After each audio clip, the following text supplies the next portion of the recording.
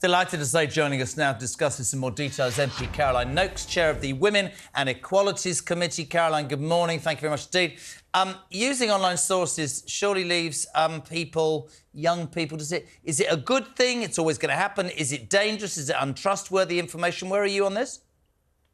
Well, look, my Select Committee did a report on this published last month that said very clearly young people need reliable guidance. It's not good enough for them to be turning to the internet. And specifically, and I'm conscious we're discussing this at breakfast time, but too many young people are turning to pornography, where there is seldom a condom seen, and we've got soaring levels of diseases like syphilis and gonorrhea at record levels, the highest record since they began in 1918. And so, look, we've got to help young people understand from trusted sources, be better educated, and use reliable information, not just what they find off social media or their friends. Caroline, Caroline, oh, sorry, go. Sorry, have you gone into detail, further detail, rather than just saying a fifth of children are using the internet? Because, of course, the internet can encompass all sorts of things. It can encompass government advice, NHS advice. Have we broken down what areas of the internet are being used for children to access information about sexual health?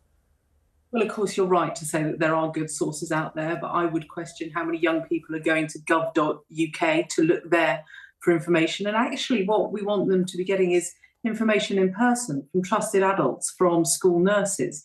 Our report called for RSHE to be taught not just to 16, as it is now, but to 18. So those young people that are either in sixth form college or in sixth form in school, having the opportunity to continue the conversation. We know surveys from organisations like Internet Matters found that as many as a quarter of young boys thought that Andrew Tate was a positive role model. Even more worryingly, 56% of their fathers did. And what we have to do is make sure that there are the resources there for teachers to get training so that they're confident about discussing these subjects. Caroline, can I jump in? And you're a professional politician. I'm a 58-year-old father of 6, so you'll probably think he's old-fashioned. What happened? You've talked about the internet, you've talked about school.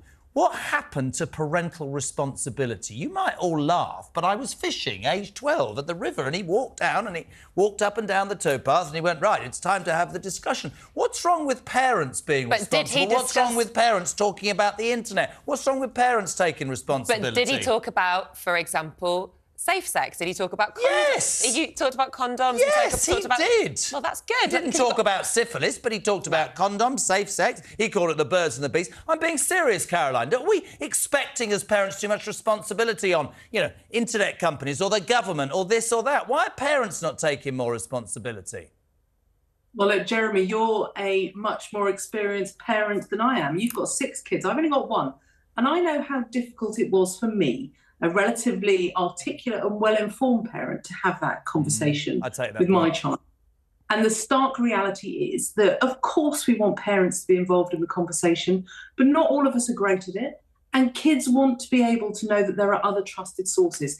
Having a conversation about sexually transmitted diseases, about sexting, about internet porn. I will never forget my daughter coming out of school and saying to me, "Do I have to have anal sex?" Now, the stark reality is that there was not an adequate conversation in her school, clearly, about consent at all. And my answer was, no, you don't have to have any sort of sex that you don't want to. But are we confident that parents are having those conversations? Because, to be quite frank, I'm not.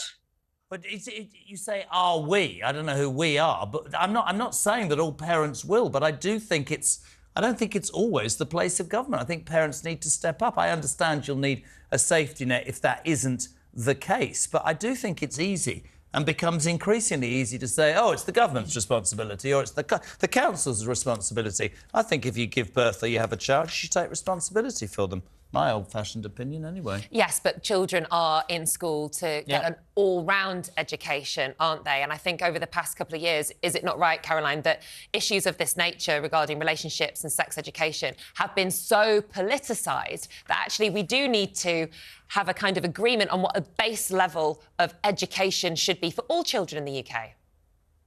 Oh, absolutely. And that's why RSHE is now a statutory part of the curriculum.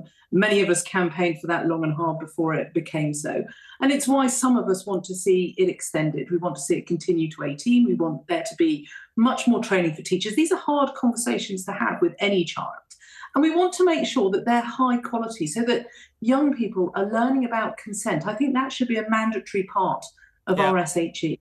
And also better education about pornography. We can't leave it like the Wild West, so young people are seeing all sorts of acts on the internet that they think they have to do. I saw a survey that was done, I think it was by Internet Matters, that was saying the vast majority of young men thought that their girlfriends wanted them to choke them, and young women thought that their boyfriends expected to choke them. Wow. But the conversation was never having about, nobody actually wanted to do it, they just thought that they had to. Yes. That's the prevalence of internet pornography. It's done that to young people. Yeah. And therefore, we have to have conversations about it. Conversations and consent has to be at the focal point of that. Thank you so much. Thanks, I think we've run Caroline. out of time. Appreciate it. Conservative MP Caroline Nokes, Chair of the Women and Equalities Committee.